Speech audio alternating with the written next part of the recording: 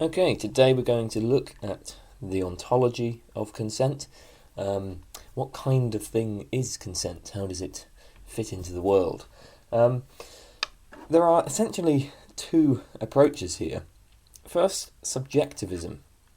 According to subjectivism, consent is a matter of having a particular subjective mental state. So to give consent is simply to think something along the lines of I agree to have sex with you. Second, there's performativism, according to which consent is behavioural. So consenting to sex is a matter of performing certain actions, like uttering I agree to have sex with you. So subjectivism says that consent is a mental state, performativism says that consent is a behaviour, a kind of action. So what difference does all of this make?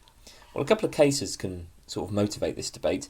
Suppose X is completely paralysed, can't move at all. X desperately wants to have sex with Y, but obviously X can't communicate anything to Y. To his delight, Y has sex with him anyway. Or suppose that X and Y have just started dating. X falls asleep. While X is asleep, Y has sex with her. Let's assume she's a very heavy sleeper. Maybe she's just unconscious because she's drunk or whatever. Now, X is perfectly happy for this to happen. She wants to have sex with Y, and she doesn't have any problem with Y having sex with her while she's sleeping. But she hasn't told Y this. Y has no idea that she's okay with it. Now the question is, in these cases, has X consented? Well, the subjectivist would say yes. The performativist would say no. Subjectivist would say that X has consented because X had the appropriate mental state. Y just wasn't aware of this. The performativist would say X hasn't consented because X hasn't evinced the appropriate behaviour. Alright, let's consider some arguments in favour of performativism. Well, the first and rather obvious point is that the only way we can assess whether or not consent obtains is by examining people's behaviour.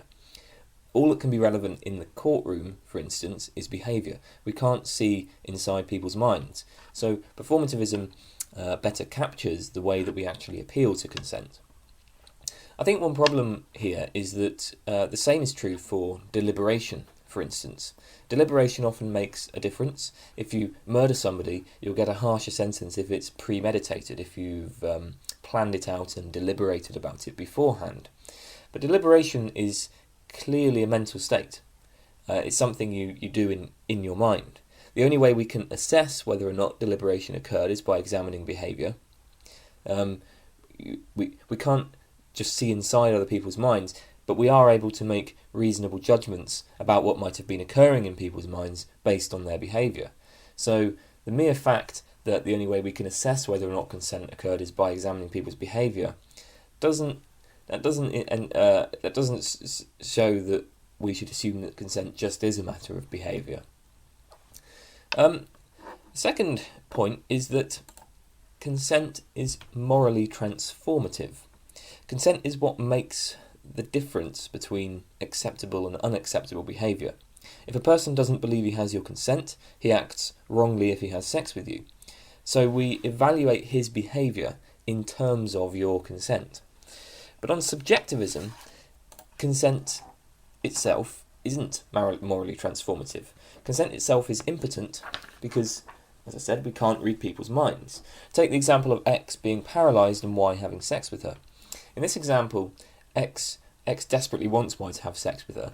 But if we treat this as consent, then we have to say that X's consent makes no difference. It doesn't change anything. Because, Y's behaviour is still abhorrent, right? Y didn't know that X consented. So the point is that even if X hadn't wanted it, Y would have behaved in exactly the same way. So clearly we should discourage behaviour like this. X might be perfectly happy with what Y did, but Y certainly committed a wrongful action. The crucial point here is that consent matters because of the difference it makes to what other people have a reason to believe. If you have sex with somebody, it's not good enough merely that they're okay with you having sex with them. To make it okay for you to have sex with them requires that you have good reason to believe that they're okay with it. But if consent is purely subjective, it can't make this kind of difference. Only the expression of consent can do that. So I suppose kind of basic response to this from the subjectivist is that we have to bear in mind the distinction between harm and culpability.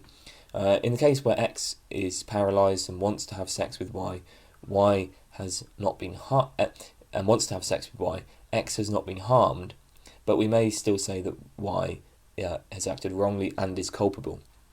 Since Y had no reason to believe that X consented, Y should certainly be held culpable for his actions, even though he's caused no harm. The subjectivists would say that Y has attempted to rape X. An attempted rape is still seriously wrong, but Y didn't actually rape X, since X was consenting, and this actually explains why X doesn't feel bad or hurt by Y's actions. Conversely, of course, a person can commit a harm without being culpable. It's possible to believe that somebody has consented to sex when, in fact, they haven't. Suppose that Z is holding X's family hostage. Z tells X to have sex with Y, or he'll kill X's family.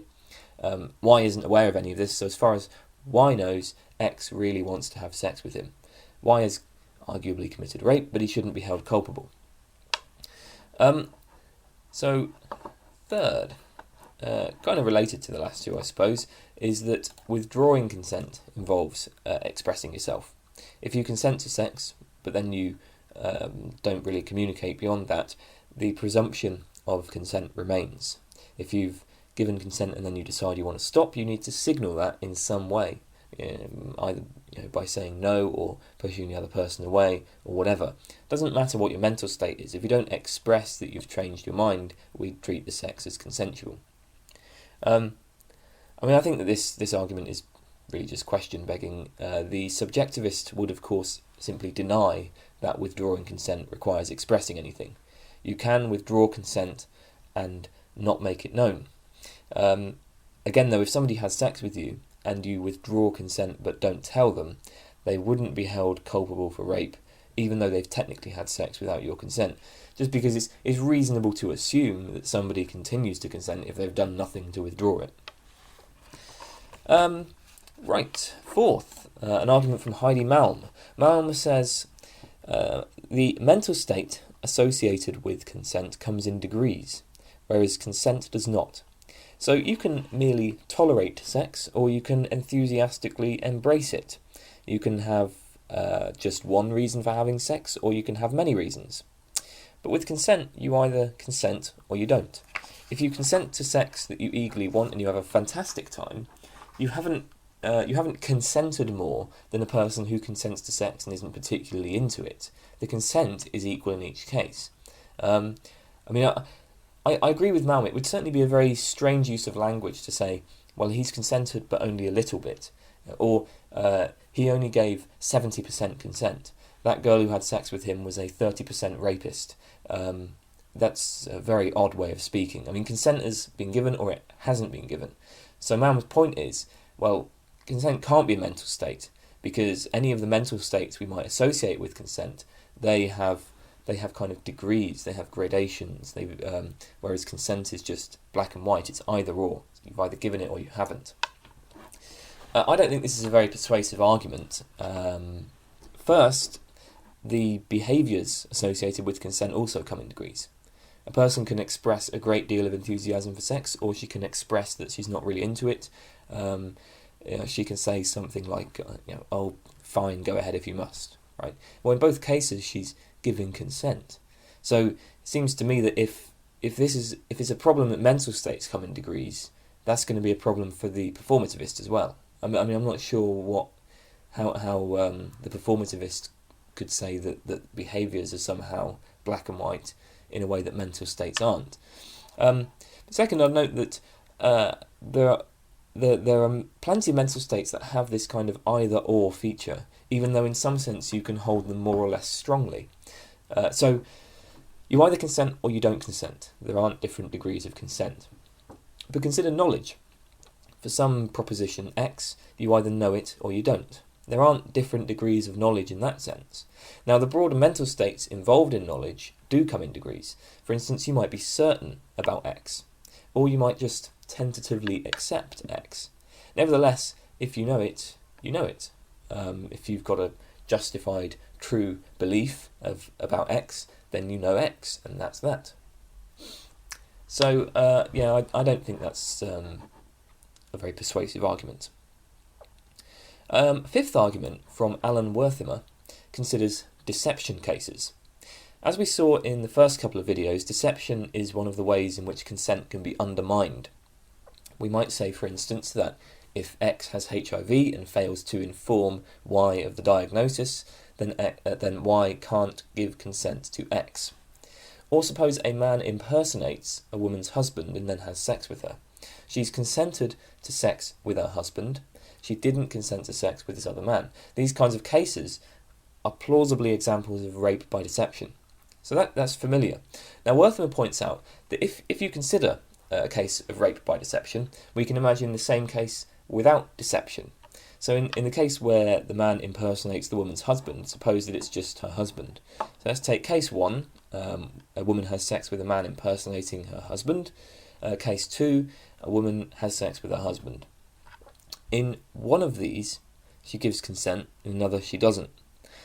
Suppose that from the woman's point of view, everything seems the same in each case. The woman in case 1 believes she's having sex with her husband and she's perfectly happy to do so. She's mistaken about that, of course, but that's what she thinks is going on. The subjectivist has a problem here because her mental state is exactly the same in each case.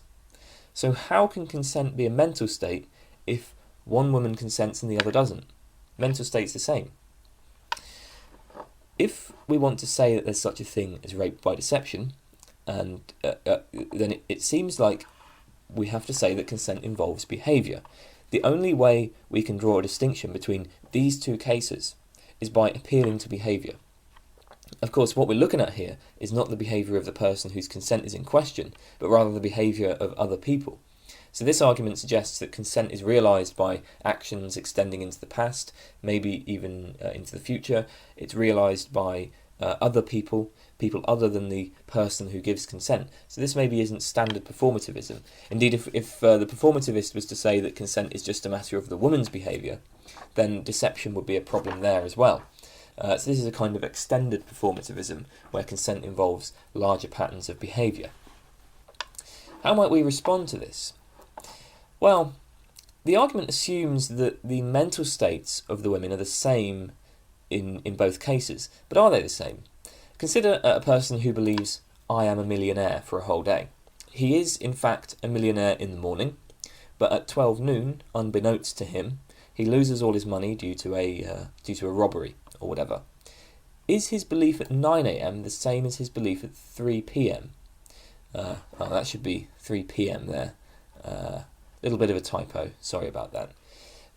But is his belief before 12 noon the same as his belief after 12 noon?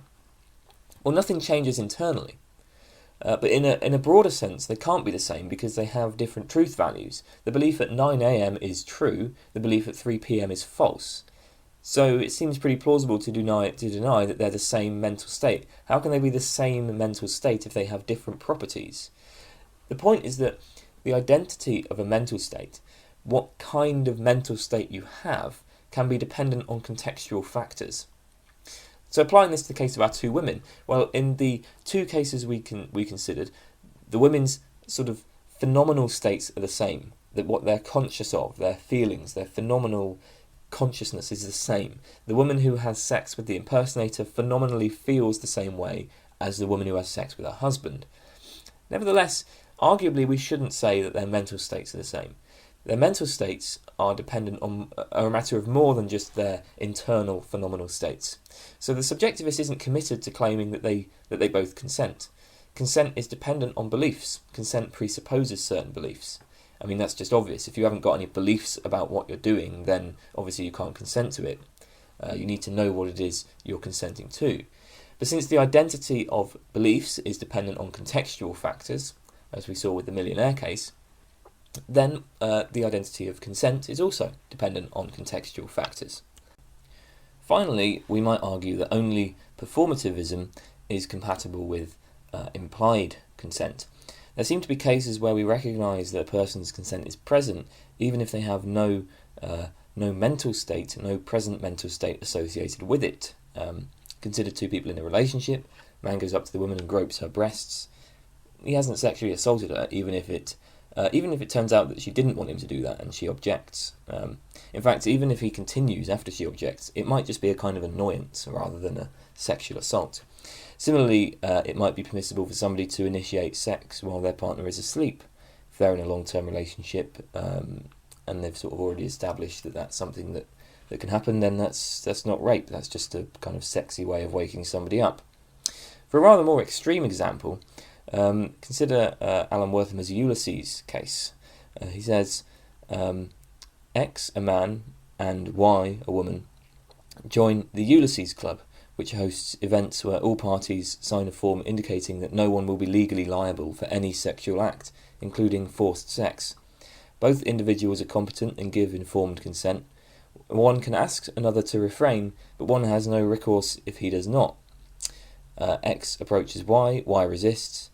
X enlists the help of others to hold Y down. So, arguably, Y consented, but Y may genuinely resist. There may be no subjective consent whatsoever. I mean, whether such a club should be legally allowed is another matter. We might worry that allowing this could encourage abusive relationships or whatever, but clearly it's possible for this to occur outside of an abusive context. So even if you think that such a club should be illegal for utilitarian reasons, it seems it would be possible for somebody to join one voluntarily, right? So how might the subjectivist respond to these implied consent cases? Well, one option is just to deny that there is any such thing as implied consent.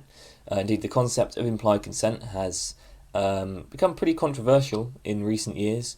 I'd say that's more about people applying it wrongly, though. I mean, we should certainly challenge myths like if a woman is dressed a certain way, then she's given implied consent. I mean, that kind of view is just repugnant, but there do seem to be cases where it does obtain, like in the examples I gave. A second response is to appeal to dispositions. Some mental states are dispositional. A belief is dispositional. You're not immediately consciously aware of all of the beliefs that you hold. And your beliefs don't disappear just because you're not conscious of them. Indeed, they don't disappear even when you're asleep, even when you're conscious of nothing. We can say that you believe that P if you would assent to P were you to consider it, or something like that. So if you were to consider P, then you would assent to it. So that's a kind of dispositional analysis. So the subjectivist can say that the same is true of consent. Just because the mental state of consenting isn't consciously present doesn't mean it's not there. This is why it's acceptable for the man to go up and grope his girlfriend, even if it does come as a surprise. The consent is present dispositionally. Similarly, this is why it can be okay for a person to initiate sex with their sleeping partner. Now, I think the Ulysses example is a little bit trickier because here we have a case where it's not just that the woman isn't thinking of consent; she seems to be actively resisting. Maybe we could appeal to sort of higher order mental states, or maybe we could say that consent is implied at some later time because of her mental state at an earlier time. It's difficult to work that out properly, though, because people can change their minds. I mean, just because you consent to something at one time doesn't mean you consent to something later. I'd be inclined to say that the subjectivist should just bite the bullet on the Ulysses case and hold that the woman isn't consenting. And that doesn't strike me as a crazy conclusion. We might want to say that because of the context, because of her earlier actions, the people who have sex with her shouldn't be held legally liable. But that's a different question to whether or not it's consensual. It seems to me that we can just deny that it's consensual. Okay, let's turn to some arguments for subjectivism. First, we can consider a case that we already noted earlier. X approaches Y, offers sex, and X seems very eager to have sex. In fact, X has been forced to do this by Z. But X displays all the right behaviours, so it seems that the performativist has to say that X consented, but that just seems outrageous. So one response might be to just bite the bullet and say that actually X does consent. This seems kind of outrageous, but there are 2 points that maybe make it palatable. First of all, consent is always relative to a particular person. We can't ever say simply X consents to sex. Rather, X consents to sex with Y. X consents that Y does such and such to her. Just because you consent to sex with one person doesn't mean you consent to sex with another. Second, note that we wouldn't want to say that Y is a rapist. Y isn't culpable for anything. As far as Y knows, X is perfectly happy with what's going on. So putting these 2 points together, we might say that if the point of consent is that it's morally transformative, this is in place with respect to Y. It's not in place with respect to Z, and that's where the problem lies. But maybe we could argue that that the sex with Y is consensual. Of course, the trouble with this is that we also want to say that X has been raped, and it's not obvious. What do we say? X has been raped by Z, but consensually had sex with Y. It's difficult to work out how this would work in detail. Perhaps a better option then is simply to extend the relevant behaviours. We already saw from Wertheimer's argument about deception that many performativists want to extend the relevant behaviours to other people. In this case, it's actually a lot simpler. X has been forced by Z. So Z has done something to X, issued some sort of threat or whatever, and because of that wider context, X's actions don't count as signalling consent. Of course, Y can be forgiven for mistakenly believing that they signal consent, but they actually don't. Second, related to the first argument, we can challenge the performativist to specify what exactly is the action or the set of actions that counts as giving consent. Consenting to sex can involve explicitly saying various things such as yes, or I want this, or please do this to me, or whatever. Or it can involve body language, gesturing in certain ways. In some cases, consent is evinced simply by not doing anything. Two people are in a relationship. The woman starts initiating sexual activity. The man might just sit there and let her get on with it. In that context, merely not resisting evinces consent. Similarly, we can ask, what's the action or the set of actions that counts as revoking consent? I guess the standard response is that it's determined by social conventions. There is no particular action or particular set of actions that always signals consent. Pretty much any action can signal consent. It's just dependent on the social practices. This response might seem a bit wishy-washy, but there are actually many actions like this, such as marriage. Marriage is performative. Two people are currently unmarried, and then somebody performs some special action, and that results in them becoming married. But there's no specific action that does this. There are many different rituals, many different practices that can develop around marriage. It's a matter of convention. Or what about breaking the law? Again, to break the law requires that you perform some action, but we can't say that any particular action is necessary. Whether an action breaks the law depends on the particular legal system in question. Second, we can turn this problem back on the subjectivist. If we identify consent with a particular mental state, what exactly is that mental state? It's not just a matter of wanting something or desiring something. You can consent to things that you don't want or don't desire. I might not want a particular sex act, but I can agree to do it because I know it means a lot to my partner. Conversely, you can want or desire things without consenting to them. You can refuse to do things you want to do. Peter Weston has suggested that consent involves acquiescing to the act. So this involves, as a mental state then, this involves thinking to yourself something like, I'm going to allow this. But that does seem kind of over-inclusive because it seems you can acquiesce without consenting. If I put a gun to your head, you'll probably acquiesce to my demands. Maybe a better account is suggested by Larry Alexander. He says that consent involves waiving one's right that the act not occur. So there's some mental state of deciding, okay, I'm gonna give up my right that the act not occur. Of course, that implies that you can only consent to X if you have a right not to have X done to you, which you arguably isn't the right analysis. So, it turns out to be quite difficult to specify exactly what mental state is involved in consent. Still, I would say that this problem is really less of a problem for the subjectivist, since the subjectivist can at least give us a general idea of what kind of thing consent is.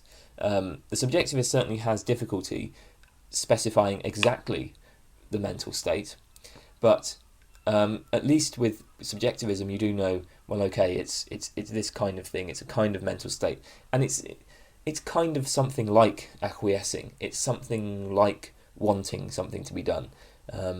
Specifying it precisely is difficult, but I think the subjectivist has a better start with this problem than the performativist.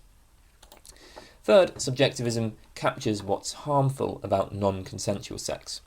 We wouldn't say, in the cases that we saw at the beginning of the video of the paralysed person or the sleeping person, we wouldn't say that they have been harmed by the sex.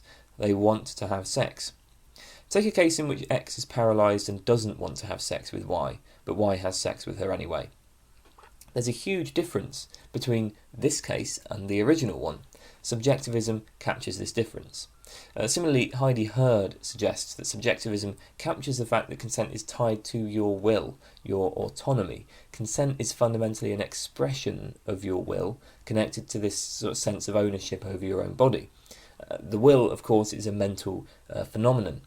And what's so terrible about non-consensual sex is that it involves a massive violation of your will and your sense of autonomy over your own body. That's the primary harm of rape. That's the primary reason why, in the case of the paralysed woman who doesn't want to have sex, that's the primary harm there. The one who does want to have sex, she hasn't been harmed in that way. So subjectivism, we might argue, is in a better position to kind of explain the harms.